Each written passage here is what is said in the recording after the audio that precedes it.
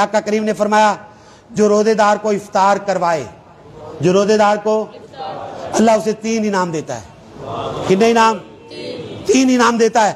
پہلا انعام اللہ اس کے گناہوں کو معاف کر دیتا ہے، اللہ اس کے گناہوں کو معاف کر دیتا ہے۔ افطار کروانے والے کو جہنم سے آزادی بھی دے دیتا ہے، افطار کروانے والے کو۔ اور تیسرا انعام کیا پتہ ہے؟ کہ جتنا ثواب روزہ رکھنے والے کو ملتا ہے اتنا افطار کروانے والے کو بھی ملتا ہے۔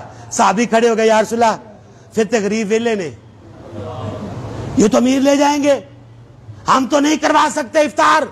میرے کریم نے فرمایا سنو، فرمایا جو پانی کا گھونٹ یا دودھ کا ایک گھونٹ پلا دے، یہ تینوں اجر تو اس کے لیے بتائے ہیں، یہ تینوں اجر اس کے لیے ہیں۔